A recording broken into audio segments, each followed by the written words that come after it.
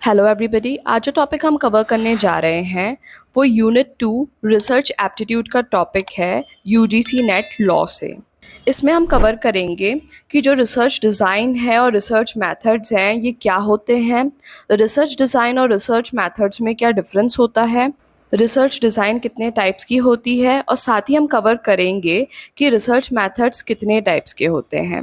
इसमें हम देखेंगे experimental method, descriptive method, historical method और क्वालिटेटिव एंड क्वांटिटेटिव मेथड्स। अगर हम एक बिल्डिंग को कंस्ट्रक्ट करने जा रहे हैं तो यहाँ पर मटेरियल खरीदने में, प्लान डिसाइड करने में, टाइम सेट करने में, शेड्यूल बनाने में कोई फ़ायदा नहीं है अगर हमने यही डिसाइड नहीं किया है कि जो बिल्डिंग है उसकी डिज़ाइन क्या रहेगी। ऐसा ही कुछ होता है रिसर्च के साथ में। जब आप रिसर्च को स्टार्ट करें उसके पहले आपके पास में एक डिज़ाइन या एक स्ट्रक्चर रेडी होना चाहिए, इसके पहले कि आप अपना डेटा कलेक्शन स्टार्ट करें। रिसर्च डिज़ाइन एक वर्क प्लान नहीं होता। जब आप एक बार डिज़ाइन को फाइनलाइज करते हैं उसके बाद आप वर्क प्लान बनाते हैं। एक रिसर्च डिज़ाइन इसलिए भी ज़रूरी हो जाती है क्योंकि ये हमारी मदद करती है इनिशियल क्वेश्चंस को अनएम्बिगुअसली आंसर करने में। कहने का मतलब ये है कि रिसर्च डिज़ाइन आपकी हेल्प करती है कि जो भी आपका इनिशियल क्वेश्चन है आप उसको कितनी ज़्यादा क्लियरली और कितनी ज़्यादा एक्यूरेसी से आंसर कर पाते हो। जो उसका आंसरिंग पार्ट है वो पूरा आपके रिसर्च डिज़ाइन के ऊपर डिपेंड करेगा। रिसर्च डिज़ाइन हम कह सकते हैं कि एक फ्रेमवर्क है या फिर एक प्लान है जिसके बेसिस पे आप अपने रिसर्च प्रोजेक्ट को कंडक्ट करते हो। रिसर्च डिज़ाइन आपकी हेल्प करता है उस प्रोसीजर को समझने में जो कि आपकी मदद करेगा रिसर्च प्रॉब्लम को सॉल्व करने के लिए। Types of research design. Research design को हम दो टाइप्स में कैटेगराइज कर सकते हैं, एक्सप्लोरेटरी डिज़ाइन और कंक्लूसिव डिज़ाइन। जो एक्सप्लोरेटरी डिज़ाइन होती है वो भी दो टाइप्स की होती है, क्वालिटेटिव और क्वांटिटेटिव। कंक्लूसिव डिज़ाइन को हम दो पार्ट्स में डिवाइड कर सकते हैं, डिस्क्रिप्टिव रिसर्च और कैजुअल रिसर्च में। इसके बाद हम डिस्क्रिप्टिव रिसर्च को भी दो पार्ट्स में डिवाइड कर सकते हैं। ये दो टाइप्स की होती है, क्रॉस सेक्शनल डिज़ाइन और longitudinal design. Cross sectional design further दो टाइप्स की होती है, सिंगल क्रॉस सेक्शनल और मल्टीपल क्रॉस सेक्शनल। अब सवाल ये आता है कि क्या रिसर्च मेथड्स और रिसर्च डिज़ाइन एक ही चीज़ होती है? ऐसा नहीं है। रिसर्च मेथड्स और रिसर्च डिज़ाइन ये दो अलग अलग चीज़ें हैं। रिसर्च मेथड का मतलब होता है वो स्ट्रेटजीज, प्रोसेस या फिर टेक्निक्स जिसकी मदद से आप डेटा को कलेक्ट करते हैं और इसी डेटा की मदद से आप उस इंफॉर्मेशन तक पहुंचते हैं जो कि नई है और टॉपिक की बेटर अंडरस्टैंडिंग कर पाते हैं।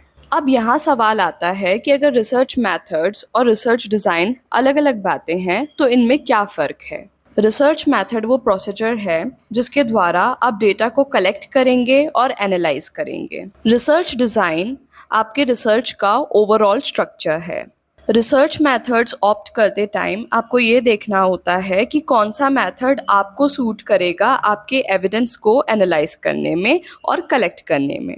रिसर्च डिज़ाइन आपको ये बताएगा कि आपको किस तरह से स्टडी करना है और किस प्रकार के रिजल्ट आप एक्सपेक्ट कर रहे हो अपनी रिसर्च से। रिसर्च मेथड्स यूजुअली आपके डिज़ाइन के ऊपर बेस्ड होते हैं। जैसी रिसर्च डिज़ाइन आप चूज़ करते हैं उसके बेसिस पे ही ये बात डिटरमाइन होती है कि आप कौन सा रिसर्च मेथड चूज़ करोगे। रिसर्च डिज़ाइन आप ऐसे चूज़ करते हैं कि आप अपने रिसर्च क्वेश्चन को या फिर अपनी प्रॉब्लम को देखते हैं और उसके बेसिस पे एक रिसर्च डिज़ाइन तैयार करते हैं। Types of research methods. George J के द्वारा रिसर्च मेथड्स को तीन बेसिक टाइप्स में क्लासिफाई किया गया है, डिस्क्रिप्टिव और सर्वे मेथड, हिस्टोरिकल मेथड और एक्सपेरिमेंटल मेथड। डिस्क्रिप्टिव और सर्वे मेथड। डिस्क्रिप्टिव या फिर सर्वे मेथड आप प्रेजेंट में इस्तेमाल कर सकते हो, इससे आप इन्वेस्टिगेट करते हो। अगर आप सर्वे कर रहे हैं और सामने वाले व्यक्ति से वन वर्ड में आंसर ले रहे हैं, फॉर एन एग्जाम्पल हाँ या ना, या फिर आप उनको कुछ ऑप्शंस प्रोवाइड करते हैं और आप उनसे उन ऑप्शंस में ही जवाब लेते हैं जो कि वन वर्ड में है, तो इसे हम सर्वे मेथड बोलते हैं। और अगर आप अपनी इन्वेस्टिगेशन के लिए सामने वाले व्यक्ति से डिस्क्रिप्शन में आंसर चाहते हैं, आप कोई सवाल करते हैं और आप उनसे डिस्क्रिप्टिव आंसर्स चाहते हैं, तो ऐसे मेथड को डिस्क्रिप्टिव मेथड बोलते हैं। ये इन्वेस्टिगेशन का एक ऐसा मेथड है जो कि आप प्रेजेंट में यूज़ कर सकते हैं। डिस्क्रिप्टिव और सर्वे मेथड को आप फर्दर क्लासिफाई कर सकते हैं चार पार्ट्स में, डिस्क्रिप्टिव और नॉर्मेटिव, एनालिटिकल, स्कूल सर्वे और जेनेटिक। डिस्क्रिप्टिव सर्वे में आप टेस्ट कर सकते हो, क्वेश्चंस पूछ सकते हो, इंटरव्यू ले सकते हो। और एनालिटिकल सर्वे कवर करता है डॉक्यूमेंट्री फ्रीक्वेंसी को, ऑब्जर्वेशनल सर्वे को, रेटिंग सर्वे को, क्रिटिकल इंसिडेंट को और फैक्टर एनालिसिस को। डिस्क्रिप्टिव या सर्वे मेथड में आप लोगों तक पहुंच रहे थे और वहां से अपनी इन्वेस्टिगेशन को कंप्लीट कर रहे थे उनसे सवाल करके। अब हम बात करते हैं हिस्टोरिकल मेथड पर। हिस्टोरिकल मेथड हमको दरअसल ये बताती है जो हम काफ़ी समय से पढ़ते आ रहे हैं। हमने अक्सर ये बात सुनी है कि हमें अपनी पास्ट से सीख लेनी चाहिए। तो ये जो हिस्टोरिकल मेथड है ये बेसिकली इसी कॉन्सेप्ट पे बेस्ड है। हम यहाँ पर प्रेजेंट पर्सपेक्टिव को देखने के लिए पास्ट की मदद लेते हैं। हिस्टोरिकल मेथड से आप चीज़ों को कलेक्ट करते हैं पास्ट के अलग अलग पीरियड्स में से। यहाँ पर आपको इन्फॉर्मेशन के सोर्सेस मिल जाते हैं जैसे कि written records, newspapers, diaries, letters, travellers accounts etcetera. जो सोशल रिसर्चर्स होते हैं वो अपने आप को कन्फाइन करते हैं 3 मेजर सोर्सेस पर। हिस्टोरियंस यूजुअली एक्सेस करते हैं डॉक्यूमेंट्स को और हिस्टोरिकल सोर्सेस को जिनकी मदद से वो अपनी इन्वेस्टिगेशन को पूरा करते हैं। हिस्टोरियंस देखते हैं मटेरियल्स ऑफ कल्चरल हिस्ट्री को और एनालिटिकल हिस्ट्री को और इनकी मदद से वो अपनी इन्वेस्टिगेशन को पूरा करते हैं। साथ ही साथ इनके पास में सोर्सेस में पर्सनल सोर्सेस भी होते हैं जो कि कुछ ऑथेंटिक ऑब्जर्वर्स होते हैं और विटनेसेस होते हैं। जब भी हिस्टोरियंस रिसर्च करने के लिए जाते हैं तो उन्हें मदद मिलती है डॉक्यूमेंट्स से।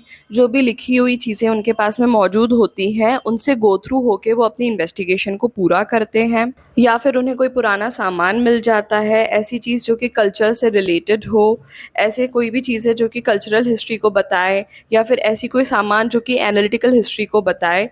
इन सारी चीज़ों की मदद से वो अपना इन्वेस्टिगेशन पूरा करते हैं। और कितनी बार वो ऑथेंटिक ऑब्जर्वर्स का भी सहारा लेते हैं, ऐसे लोग जो कि ऑब्जर्व कर रहे हैं और उनके पास में कुछ जेन्युइन इन्फॉर्मेशन है जो कि वो ऐसे रिसर्चर्स को प्रोवाइड कर सकते हैं। तो ऐसे टाइम पे रिसर्चर्स ऐसे लोगों की भी मदद लेते हैं।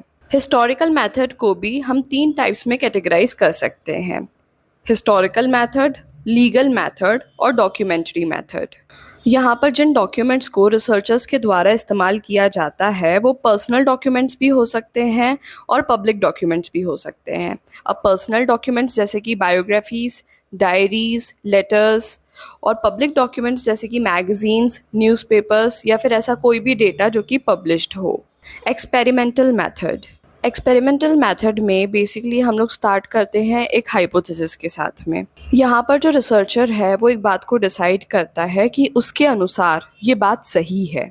उसके बाद फिर वो एक्सपेरिमेंट्स को स्टार्ट करता है कि जिस बात को उसने सही समझा है क्या वो बात वाकई में सही है, और उस बात को प्रूव करने के लिए वो एक्सपेरिमेंटेशन स्टार्ट करता है। जब एक बार उसके एक्सपेरिमेंट्स के रिज़ल्ट आ जाते हैं तो उसके बाद वो बात क्लियर हो जाती है कि जैसा उसने सोचा था क्या वो बात सही थी या गलत थी। और इन्हीं एक्सपेरिमेंट्स के बेसिस पे वो फर्दर और भी चीज़ें प्रिडिक्ट कर सकता है।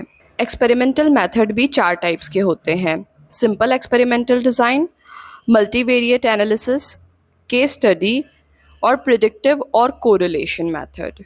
Qualitative method and quantitative method. Qualitative method एक तरीका है जिससे आप किसी इवेंट की, किसी ऑर्गेनाइजेशन की या फिर किसी कल्चर के बारे में एक डीप अंडरस्टैंडिंग को ला सकते हैं। वहीं अगर हम बात करें क्वांटिटेटिव रिसर्च की तो क्वांटिटेटिव रिसर्च का मतलब होता है डेटा को कलेक्ट करना और एनालाइज करना और उसकी मदद से किसी फिनोमेना को एक्सप्लेन करना।